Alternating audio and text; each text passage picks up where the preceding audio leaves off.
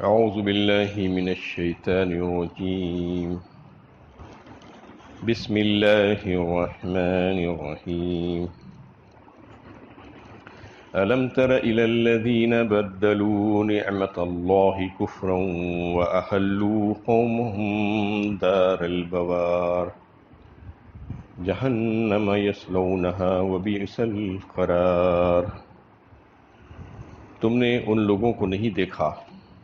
جنہوں نے اللہ کی نعمت کو کفر سے بدل ڈالا اور اپنی قوم کو ہلاکت کے گڑھے میں جا اتارا، انہیں جہنم جس میں وہ داخل ہوں گے اور وہ بہت برا ٹھکانہ ہے۔ سورہ ابراہیم کی 28 اور 29 نمبر کی آیتیں ہیں۔ اس آیت میں اللہ تعالیٰ نے یہ پوچھا ہے، یہ سوال کیا ہے کہ کیا تم نے ان لوگوں کو نہیں دیکھا، کیا اس میں غور نہیں کیا کہ جنہوں نے اللہ تعالیٰ کی نعمتیں پانے کے بعد اس کو شکر ادا کرنے کے بجائے ناشکری کی اور کفر کیا، اور اس کی وجہ سے جو ہے اپنے آپ کو بھی اور اپنی قوم کو بھی ہلاکت کے گھر میں اتار دیا۔ یہ کون لوگ ہیں؟ یہ وہی منکرین ہیں جس کا تذکرہ پچھلے رکوعوں سے چل رہا ہے۔ وہ کفار اور مشرکین جو اللہ تعالیٰ کی بے شمار نعمتوں اور احسانات کے حاصل ہونے کے باوجود بھی اس کی مسلسل نافرمانی اور سرکشی کرتے جاتے ہیں، اور ایک دن ایسا آتا ہے کہ وہ اپنے آپ کو اور قوم کو ہلاکت کے گڑھے میں جا کر اتار دیتے ہیں۔ اس سے پہلے کی چند آیتوں اور اس آیت میں کلمہ طیبہ لا الہ الا اللہ محمد رسول اللہ اور توحید اور اس کے برکات و ثمرات کے بارے میں بات چل رہی تھی کہ اس کی فضیلت کو بیان کیا گیا کہ کلمہ طیبہ کی فضیلت کیا ہے، کیونکہ یہ توحید ایک لازوال نعمت ہے۔ وہ ایسی نعمت ہے کہ جس سے انسان کو زندگی میں بھی اور قبر میں جانے کے بعد بھی اور آخرت میں بھی اللہ تعالیٰ کی طرف سے اس کو تائید حاصل ہو جاتی ہے کلمہ طیبہ کی برکت سے۔ اور جو اس کا انکار کرتا ہے تو پھر اس کا انجام بد کیا ہوگا، اس کی نحوست کیا ہوگی، اس کا بھی ذکر کیا گیا اس آیت میں۔ اس طریقے سے دونوں چیزوں کو بیان کر دیا گیا۔ یہاں پر جن لوگوں کا تذکرہ کیا گیا ہے وہ خصوصی طور پر وہی لوگ ہیں جس کا اشارہ ان کے طرف ہے جو قریش مکہ کہلاتے تھے، جنہیں عرب کے قوم کی قیادت حاصل تھی اور جن کو اللہ تعالیٰ نے بے شمار نعمتیں عطا فرمائی تھی دیگر قوموں کے مقابلے میں۔ اس وقت بھی جب ساری دنیا میں لوگ اچک لیے جاتے تھے، قافلے لوٹ لیے جاتے تھے، قتل و خون کا جو ہے بازار گرم تھا، لیکن اللہ تعالیٰ نے اس قوم کو کعبۃ اللہ کی برکت سے وہاں پر امن و امان عطا فرمایا تھا، اور وہ بڑے سکون کے ساتھ تجارت کرتے اور مال کماتے اور عیش سے زندگی گزارتے تھے۔ لیکن اس کے باوجود بھی انہوں نے اللہ تعالیٰ کی ان نعمتوں کی قدر نہیں کی جنہوں نے مشرکانہ طور طریقے رائج کر کے قوم کو تباہی کے گڑھے میں ڈھکیل دیا۔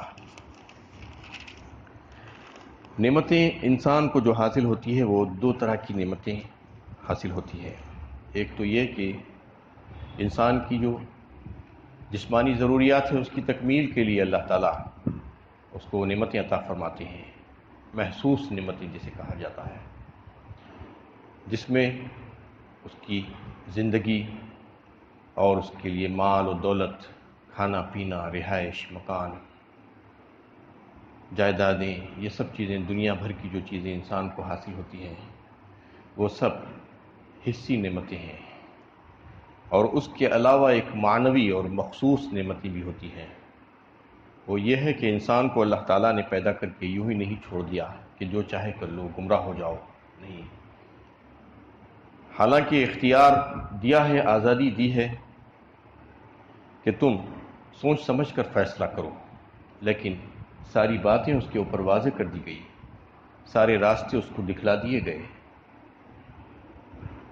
نبیوں کو بھیجا گیا، آسمانی کتابیں نازل کی گئی، انسان کو عقل و شعور عطا فرمایا گیا اور اس کو اشرف المخلوقات بنایا گیا،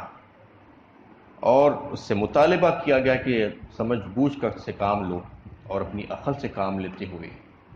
اللہ تعالیٰ کی قدرت کی جو کائنات میں بے شمار نشانیاں بکھری پڑی ہیں اس میں غور و فکر کرو۔ زمین جس پر تم چلتے پھرتے ہو اور زمین میں جو بے شمار مخلوقات اللہ تعالیٰ کی موجود ہیں، اور کئی چیزیں جو تم جس سے فائدہ اٹھاتے ہو وہ، اور آسمان کی طرف نظر ڈال کر دیکھو جس کو اللہ تعالیٰ نے تمہارے لیے چھت بنا دیا ہے، اور اس کی بلندیوں میں بھی بے شمار اللہ تعالیٰ کی مخلوقات ہیں۔ یہ تمام چیزوں میں تم غور و فکر کرو۔ اگر تم غور و فکر کرو گے تو تمہیں جو ہے اللہ تعالیٰ کی قدرت کا اندازہ ہوگا اور اس کے اختیارات کا اندازہ ہو جائے گا، اور اللہ تعالیٰ کی معرفت تم کو حاصل ہوگی، جس کی وجہ سے تم اللہ تعالیٰ کی توحید کو سمجھنے کے قابل ہو جاؤ گے۔ یہ ساری نعمتیں اللہ تعالیٰ نے دی اور اس کے بعد پھر اس کو سمجھنے کے لیے مختلف انداز بھی سکھلائے، ہدایت کے راستے کھول دیے، لیکن اس کے باوجود بھی اگر کوئی ان نعمتوں کو پانے کے بعد اس کا شکر ادا نہیں کرتا تو پھر اس کا مطلب یہ ہے کہ وہ اپنے آپ کو ہلاکت میں ڈال رہا ہے، اور جس کو پیچھے لے کر جا رہا ہے وہ بھی اس کے ساتھ ہلاک ہونے والے ہیں۔ لیکن اللہ کے مومن بندے جو ہوتے ہیں، فرما بردار بندے، وہ تو اللہ تعالیٰ کی نعمتوں کو حاصل کر لینے کے بعد اس کا شکر ہی ادا کرتے رہتے ہیں، اس کی ناقدری کبھی بھی نہیں کرتے، جس کی وجہ سے ان کو جو دیے گئے نعمتیں ہیں اس میں مزید اضافہ ہی ہوتا جاتا ہے۔ لئن شکرتم لازیدنکم، جو اس سے پہلے ہی گزر چکا ہے اسی صورت میں، کہ اللہ تعالیٰ نے خود فرما دیا کہ اللہ تعالیٰ کی طرف سے عطا کردہ جو نعمتیں ہیں جس کو حاصل ہو، اور اس کے بعد اگر وہ بندہ یہ چاہتا ہو کہ وہ نعمتوں میں جو ہے مزید اضافہ ہوتا جائے اور اس کو دوام ہو، ہمیشگی ہو، وہ نعمتیں نہ چھینی جائے، تو چاہیے کہ وہ اللہ تعالیٰ کا شکر ادا کرنے والا بندہ بن جائے۔ شکر کا مطلب یہی ہے کہ وہ یہ سمجھے کہ نعمتوں کی دینے والی ذات کون ہے، منعم کو پہچانے اور اس کا احسان مانے، اور مان کر پھر اس کی مرضیات کے مطابق وہ نعمتوں کو خرچ کرے اور اس کی مخالفت میں خرچ نہ کرے۔ یہ اصل شکر ہے۔ صرف زبان سے شکر ادا کر لینا کافی نہیں ہے، زبان سے بھی شکر ادا کرنا الحمدللہ کہہ کر اس کے بعد پھر عملی طور پر اس کو جو ہے ثابت کرنا کہ واقعی میں اللہ کا شکر گزار بندہ ہوں۔ تو اس میں اللہ تعالیٰ نے ان نافرمانوں کا تذکرہ کیا جس کا انجام بد کیا ہونے والا ہے، نحوست جن کی ہے کہ جو یہ ساری نعمتوں کو حاصل کر لینے کے باوجود بھی نافرمانی پر لگے ہوئے ہیں۔ جہنم یصلونھا وبئس القرار، فرمایا اس کے بعد، یعنی جہنم جس میں وہ داخل ہوں گے، اور وہ بہت ہی برا ٹھکانہ ہے۔ یہ اس میں حکم جو ہے خصوصی طور پر تو قریش مکہ کے لیے تھا شان نزول کے اعتبار سے، لیکن عام حکم ہے ساری امت کے لیے، قیامت تک آنے والے انسانوں کے لیے۔ اس میں حکم ہے اللہ تعالیٰ کی طرف سے، وہ یہ کہ اللہ تعالیٰ نے اپنی نعمتیں بندوں پر اتاری، اس میں سب سے خاص نعمت، جیسا کہ اللہ تعالیٰ نے خود فرمایا، احسان کیا اللہ تعالیٰ نے مومنوں پر، لقد من اللہ علی المؤمنین اذ بعث فیہم رسولا من انفسہم۔ رسول اللہ صلی اللہ علیہ وسلم کو جو بھیجا گیا ہے وہ سب سے بڑا احسان ہے، اللہ تعالیٰ نے فرمایا۔ کسی اور نعمت کے بارے میں اللہ تعالیٰ نے یہ نہیں فرمایا کہ ہم نے احسان کیا، لیکن چونکہ آپ صلی اللہ علیہ وسلم کو بھیجنے کے ساتھ یہ فرمایا گیا کہ یہ احسان کیا گیا ہے، ہدایت کا راستہ دکھلا دیا گیا آپ کے ذریعے سے، تو آپ صلی اللہ علیہ وسلم کو بھیجا گیا، ہدایت دے کر بھیجا گیا، اور جس نے آپ صلی اللہ علیہ وسلم کی بات مانی اور ان کی اتباع کی، ان کی باتوں کو قبول کیا اور پھر اللہ تعالیٰ کا شکر ادا کیا، تو پھر وہ جنتی ہو گیا۔ اور اگر جس نے ان کی باتوں کو رد کر دیا، اس کو نہیں تسلیم کیا، آپ صلی اللہ علیہ وسلم پر ایمان نہیں لایا، تو سمجھ لینا چاہیے کہ وہ دوزخی ہے۔ یہ عام اصول ہے اس میں، اس آیت میں۔ خاص بات تو وہ تھی کہ اس وقت کے جو کفار تھے ان کے لیے، لیکن حکم عام طور پر قرآن کا اسلوب یہی ہے کہ قرآن کی آیت صرف کسی خاص قوم کے لیے نہیں ہوتی ہے، بلکہ اس وقت کے حالات کے حساب سے شان نزول تو وہ ہوتا ہے، لیکن عام حکم بھی ہوتا ہے اس میں قیامت تک آنے والے لوگوں کے لیے، ورنہ اگر یہ آیت صرف اس وقت کے لوگوں کے لیے ہوتی تو پھر نعوذ باللہ یہ قرآن تو پرانا ہو جاتا، لیکن قرآن پرانا نہیں ہو سکتا۔ یہ موسٹ اپڈیٹڈ کتاب ہے، ایڈوانس کتاب ہے، اس سے زیادہ ایڈوانس کتاب دنیا میں نہیں ہو سکتی، اور قیامت تک رہے گی۔ ساری کتابیں آئیں گی اور چلی جائیں گی، لیکن یہ کتاب باقی و برقرار رہے گی اور ایڈوانس حیثیت سے باقی رہے گی، اور اس میں سے جو بھی محنت کرے گا، پڑھے گا، سمجھے گا، اس کو اس میں غور و فکر کرے گا، اس کے لیے وہ ہدایتیں نکلتی جائے گی، وہ موتی وہ اس کو نکالتا جائے گا اس میں سے۔ جس قدر محنت کرے گا اس قدر اس کو اس سے فائدہ حاصل ہوتا رہے گا۔ وَجَعَلُوا لِلَّهِ أَنْدَادًا لِيُضِلُّوا عَنْ سَبِيلِهِ قُلْ تَمَتَّعُوا فَإِنَّ مَصِيرَكُمْ إِلَى النَّارِ، اور انہوں نے اللہ کی ہمسر بنا لی تاکہ لوگوں کو اس کے راستے سے بھٹکائیں۔ کہو مزے کر لو، بالآخر تمہیں جانا دوزخ ہی میں ہے۔ اب انہی منکرین کا انجام بد بیان کیا جا رہا ہے کہ یہ ساری نعمتیں بھی حاصل کر لی، اور ان کو یہ سب پتہ تھا کہ یہ ساری نعمتیں اللہ تعالیٰ ہی کی طرف سے ہے۔ کتنی نشانیاں کائنات میں ہیں، روزانہ انسان دیکھتا جاتا ہے اس کو اور اس سے فیضیاب ہوتا ہے۔ کیسے اللہ تعالیٰ ہواؤں کو چلاتے ہیں، کیسے کبھی نرم ہوائیں، کبھی گرم ہوائیں، کبھی ٹھنڈی، کبھی پوربی ہوائیں، کبھی پچھمی ہوائیں، اور بادلوں کو کیسے بناتے ہیں، بارش کو کیسے برساتے ہیں، اور دن اور رات کو کس طریقے سے نکالتے ہیں، اور اس زمین پر اللہ تعالیٰ نے جانداروں کو کس طریقے سے پھیلا دیا، اور پھر سمندروں میں مشرق سے لے کر مغرب تک اللہ کے حکم سے جو بڑی بڑی کشتیاں چلتی ہیں تجارت کے لیے، یہ سب کرنے والی ذات کون ہے؟ کیا کسی نے دعویٰ کیا ہے کہ یہ کام میں نے بھی کیا ہے، میں بھی اس کا شریک ہوں؟ کسی نے بھی دعویٰ نہیں کیا۔ یہ سب جانتے ہوئے بھی یہ مشرکین اللہ کے ساتھ اللہ کے غیروں کو شریک کرتے ہیں۔ اندادہ فرمایا، ندن کی جمع ہے اندادہ، ندن مطلب اس کے مثل، اس کے برابر، اس کا ہمسر، یعنی اللہ تعالیٰ کے برابر ٹھہرا دیا وہ حقیر ہستیوں کو، جن کو ہاتھوں سے تراشیدہ بت جو تھے، یا اللہ تعالیٰ کی کمزور مخلوقات، بے بس اور محتاج، جو کچھ نہیں کر سکتے اپنے آپ،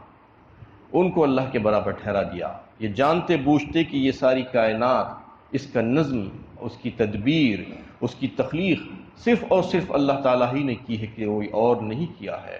اور کسی نے یہ دعویٰ بھی نہیں کیا ہے، لیکن اس کے باوجود الوہیت میں دوسروں کو بھی شریک کر لیا، اور ان سے اور ان سے حاجتیں مانگنا شروع کر دیا، اور ان کو اپنا حاجت روا اور مشکل کشا سمجھ کر ان کے پاس بھی جانا شروع کر دیا۔ یہ کیسی بدعقلی اور بے عقلی ہے، اللہ تعالیٰ فرما رہے ہیں کہ آج تم یہ کام کر رہے ہو،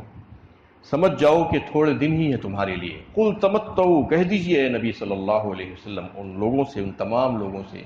جو اس قسم کی حرکتیں کر رہے ہیں، کہ تمہارے لیے تھوڑا سا فائدہ ہے، اس کے بعد تم کو آگ میں جلنا ہی ہے۔ تمتع، متمتع ہونا جیسے کہا جاتا ہے، تمتع، حج تمتع جو کہا جاتا ہے اس کو بھی اس وجہ سے کہ فائدہ اٹھا لینا۔ حج تمتع جو ہے وہ جب ایک مسلمان حج کے لیے جاتا ہے تو یہ نیت سے جاتا ہے کہ عمرہ کروں گا اور حج کروں گا، لیکن احرام باندھتا ہے عمرے کا، اور جا کر عمرہ کرنے کے بعد اس کو عمرہ اور حج کے درمیان احرام کھول کر کچھ دنوں کے لیے فائدہ اٹھا لیتا ہے احرام کی پابندیوں سے باہر نکل کر، اسی لیے اس کو حج تمتع کہا جاتا ہے، یعنی ایک ہی سفر میں دو کام، اس کے درمیان تھوڑا سا وقفہ، اس میں جو ہے احرام کی پابندیوں سے باہر نکل کر فائدہ اٹھا لینا۔ پہلے عمرہ کر لیا، اس کے بعد بیچ میں تھوڑا سا وقفہ ملا، پھر حج کیا، پھر احرام باندھ کر حج کیا، بیچ میں احرام کو کھول لیا۔ تمتع اسی لیے کہا جاتا ہے، یہاں پر بھی تمتع کا لفظ آیا ہے کہ فائدہ اٹھا لو تھوڑا سا، اور اس کے بعد تو تم کو وہیں پر جانا ہے جو تمہارا ٹھکانہ ہے، جو بہت ہی برا ٹھکانہ ہے۔ وَمِنَ النَّاسِ مَن يَتَّخِذُ مِن دُونِ اللَّهِ أَندَادًا يُحِبُّونَهُمْ كَحُبِّ اللَّهِ وَالَّذِينَ آمَنُوا أَشَدُّ حُبًّا لِلَّهِ، فرمایا اللہ تعالیٰ نے خود ایسے لوگوں کے لیے سورہ بقرہ دوسرے پارے میں، یعنی لوگوں میں سے کچھ ایسے لوگ ہیں جو اللہ کے علاوہ اوروں کو بھی اللہ کا ہم اثر قرار دیتے ہیں. وَمِنَ النَّاسِ مَن يَتَّخِذُ مِن دُونِ اللَّهِ أَندَادًا يُحِبُّونَهُمْ كَحُبِّ اللَّهِ، اور ان سے اس قدر محبت کرتے ہیں کہ جیسے اللہ سے کرنی چاہیے اس سے بھی زیادہ. أَشَدُّ حُبًّا لِلَّهِ وَالَّذِينَ آمَنُوا أَشَدُّ حُبًّا لِلَّهِ. فرمایا اس کے بعد لیکن ایمان والے بندے ایسے نہیں ہوتے. میرے ایمان والے بندے تو وہ ہوتے ہیں جو صرف اور صرف اللہ ہی سے محبت کرتے ہیں، شدید محبت کرنے والے ہیں، اس کے علاوہ اس کے غیروں سے محبت نہیں کرتے اس کے مقابلے میں کچھ بھی. یہاں پر ان کا تذکرہ اللہ تعالیٰ نے فرمایا، اور یہ صرف اس وقت کی بات نہیں تھی بعثت محمدی کے وقت کی، بلکہ آج بھی موجودہ دور میں بھی ایسے بہت سے مسلمان جو اسلام کے نام لیوا ہیں اس قسم کی حرکتوں میں اور یہ بیماریوں میں پڑے ہوئے ہیں کہ اللہ کے علاوہ اللہ کے غیروں کو جو ہے یہ سمجھتے ہیں کہ یہ بھی ہمارے فریاد رسی ہو سکتے ہیں، یہ بھی ہمارے مشکل کشا اور حاجت روا ہو سکتے ہیں، اور ان کی بھی بات ہم کو سننا چاہیے. وہ پیر و فقیر و سجاد نشین دیگر لوگ جن سے لوگ اس قدر محبت کرتے ہیں اور ان کو اس قدر چاہتے ہیں کہ جس طرح جتنا چاہنا اللہ کو چاہیے اس سے بھی زیادہ چاہتے ہیں، اور ان کی ہر بات مانتے ہیں. ان کو اپنا ماوا و ملجا بنا لیا ہے، ان کو قبلہ حاجات بنا لیا ہے، ان کو قاضی حاجات بنا لیا ہے، اور سب کچھ انہی سے سنتے ہیں، انہی کی بات کرتے ہیں. ان کو سمجھ لینا چاہیے کہ یہ بات چلنے والی نہیں ہے، اور یہ کچھ نہیں کر سکتے، یہ تمہاری حاجت روائی نہیں کر سکتے. یہ خود جو ہے بے بس اور کمزور اور عاجز بندے ہیں اللہ تعالیٰ کی. ان کے پاس کون سے اختیارات ہیں؟ لوگ یہ سمجھ کر ان کے پاس جاتے رہتے ہیں کہ ان کے پاس بھی اختیارات ہیں. ان کو بھی اللہ تعالیٰ نے اختیار دے کر رکھا ہے، حالانکہ یہ غلط اور باطل عقیدہ ہے. اللہ تعالیٰ نے اپنے اختیارات کسی کو نہیں دیے ہیں، سارے کے سارے اختیارات اللہ تعالیٰ ہی کے پاس ہیں. اور جو کوئی یہ سمجھے گا کہ اللہ کے علاوہ بھی کوئی اور ہے اس کے برابر، اس کے ہم اثر،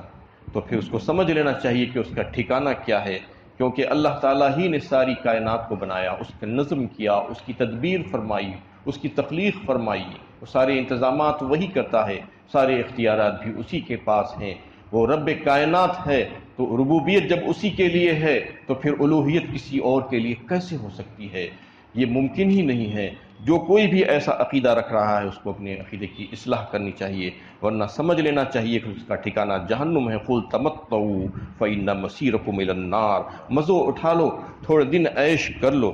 آخر کار تمہیں دوزخ ہی میں جانا ہے. اللہ تعالیٰ سے دعا ہے کہ اللہ تعالیٰ ہمیں صحیح علم و عمل کی توفیق عطا فرمائے.